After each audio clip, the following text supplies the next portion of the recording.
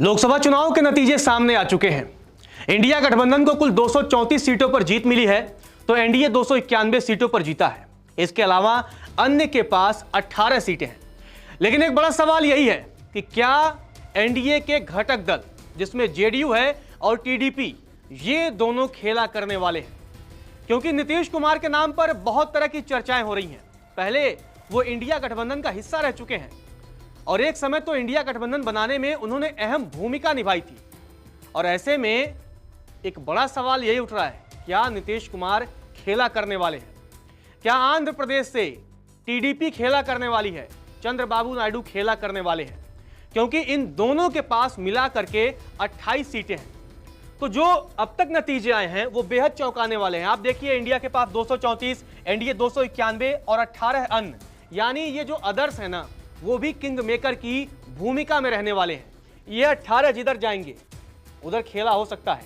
और अब आपको बताते हैं, देखिए किस तरह से अगर बात करें जेडीयू की, तो जेडीयू के पास है 12 और टीडीपी के पास है 16। अब ये 16 है और ये दोनों प्लस करके हो जाते हैं 28। अब 28 अगर आप यहां से 291 में से अगर आप निकाल दीजिएगा तो ये जो सीटों की संख्या है वो हो जाएगी, अगर इसको आप देखेंगे तो अगर यहां से हम 28 सीटें निकालते हैं तो ये आ जाएगी 263।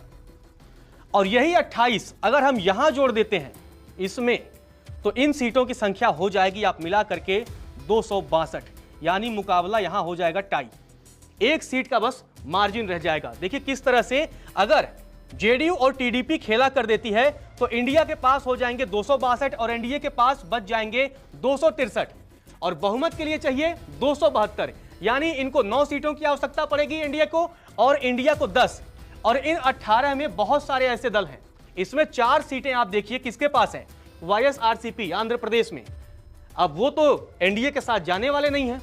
जिस तरह से चुनाव के पहले जगन मोहन रेड्डी और बीजेपी के नेताओं के बीच बड़ी चर्चा भी हुई कि शायद वाईआरसीपी और बीजेपी के बीच गठबंधन हो सकता है, लेकिन बीजेपी ने अपने पुराने सहयोगी चंद्रबाबू नायडू को चुना, टीडीपी को चुना और उनके पास अगर 4 सांसद हैं, अगर इधर आ जाते हैं तो ये इनके सीटों की संख्या हो जाएगी 266।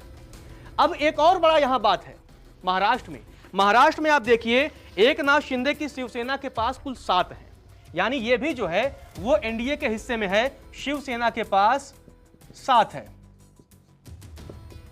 7 सीटें हैं। और एकनाथ शिंदे को अगर पुराना दौर अगर गलती से याद आ गया तो वहां भी खेला हो जाएगा, क्योंकि जिस तरह से महाराष्ट्र में कांग्रेस और शरद पवार की एनसीपी, उद्धव ठाकरे की शिवसेना ने जिस तरह से प्रदर्शन किया है, महाराष्ट्र में एनडीए को झटका लगा है और उसके बाद तमाम जो सियासी समीकरण है वो बिल्कुल बदल सकते हैं। और राजनीति में कोई भी चीज परमानेंट नहीं होती है, जो समीकरण है वो बदलते रहते हैं। और अगर ये 7 एकनाथ शिंदे की शिवसेना के अगर ये 7 जो सांसद हैं वो भी अगर गेम कर जाएं, तब एनडीए की जो संख्या हो जाएगी वो आ जाएगी 257। और अगर यही 7 यहां जुड़ जाते हैं तो इनके सीटों की संख्या हो जाएगी 266 और अगर 7 करेंगे तो 273 हो जाएगी। तो अगर एकनाथ शिंदे भी बीजेपी का साथ अगर छोड़ देते हैं तो इंडिया गठबंधन बहुमत हासिल कर सकता है। और इसके अलावा ये जो अदर्स हैं, इन 18 में ये ऐसे बहुत से जो सांसद होंगे, जिस पार्टी की सरकार बनेगी उस पार्टी की तरफ, उस गठबंधन की तरफ इनका झुकाव हो सकता है। तो इस लिहाज से देखा जाए तो जेडीयू और टीडीपी का बड़ा रोल होने वाला है, क्योंकि दोनों के पास मिला करके 28 सांसद हैं और यही 28 सांसद किंग मेकर की भूमिका में होने वाले हैं, क्योंकि इनको लेकर के जेडीयू और टीडीपी को मिला करके एनडीए के पास 291 है, लेकिन अगर 28 निकल जाएंगे तो इनके पास 263 बचेंगे।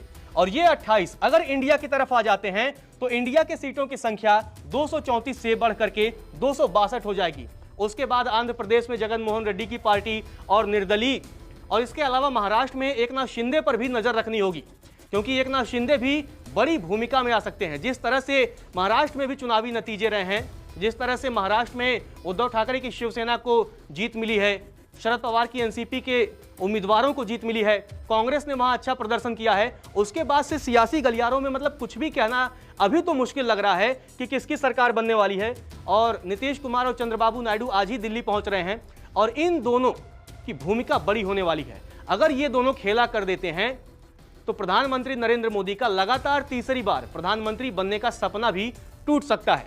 और जवाहरलाल नेहरू के बाद कोई भारत में अभी तक ऐसा प्रधानमंत्री नहीं हुआ है जिसने लगातार 3 बार प्रधानमंत्री पद की शपथ ली हो। तो ऐसे में यह बहुत दिलचस्प होने वाला है और आज काफी कुछ जो है वो स्पष्ट हो जाएगा।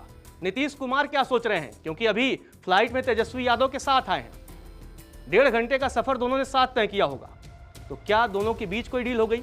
क्योंकि तेजस्वी यादव ने तो पहले ही कह दिया था कि 4 जून के बाद चाचा कुछ खेला कर सकते हैं। अब ऐसे में देखना मजेदार होगा। आज शाम तक बहुत सारे जो सियासी समीकरण है वो बिल्कुल स्पष्ट हो जाएंगे। नमस्कार, मैं हूं मानक गुप्ता। अगर आपको हमारा ये वीडियो पसंद आया हो तो इसे लाइक और शेयर जरूर करें और हां, हमें सब्सक्राइब और फॉलो करना ना भूलें ताकि आप देश और दुनिया की कोई खबर मिस ना करें। तो जुड़े रहिए हमारे साथ और देखते रहिए न्यूज़ 24।